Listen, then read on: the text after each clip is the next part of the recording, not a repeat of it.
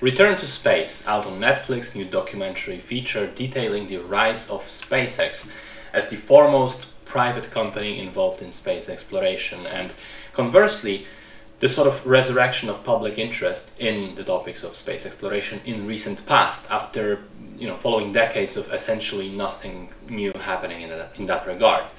It explains the beginnings of SpaceX as a company and then their journey to becoming the first private provider of transport of American astronauts to orbit and to the ISS, with the driving plotline being the first manned flight that they did to the International Space Station.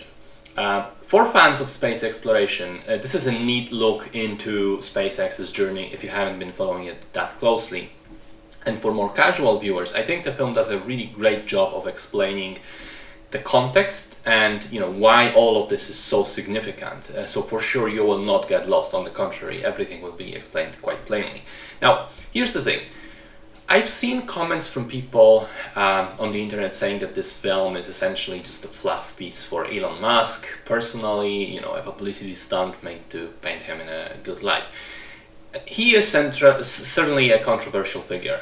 For some people, his business acumen, his eccentricity and focus on futuristic technology all make him almost sort of a hero in people's mind and an inspiration.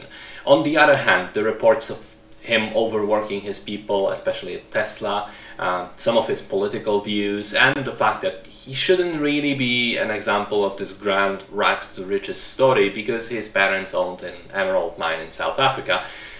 All these things certainly cast a shadow on this person, for sure. However, I will say this, regardless of any of the bad shit that he does, you cannot deny that his personal interest in space exploration has had such a significant influence on our world, and that we wouldn't have made so much progress in this short amount of time if it wasn't for Elon. And of course, all of his employees as well, and the brilliant people working for SpaceX, perhaps even more so than him, absolutely. But he does remain the public face of the company and the guy who initially had the dream to actually put some money into it, to fund it. So whatever your thoughts on him as a person, you gotta give credit where it's due. Elon has been instrumental in reviving the space exploration topic, there's no doubt of that. And SpaceX has also become one of the genuine triumphs of capitalism, showing that a private company is actually capable of making so much progress in such a short amount of time, especially compared to the underfunded government programs. I especially like the sort of opposing philosophies of work between NASA and SpaceX. As it's explained, NASA would usually take a long time before getting to even test flights, trying to work out a lot of the problems purely theoretically, whereas SpaceX would often just design a rocket and immediately give it a go. Even though it would fail miserably, they instantly had tons of data to work with and just improve based on their mistakes. So that's an interesting, contrast between the two approaches. Now, my one issue with the film, I guess, is that it does a very good job of providing a dramatic narrative in the first half and in the final section of the film. But there is a large part around the middle focused on the ISS itself, and I didn't think it was as gripping.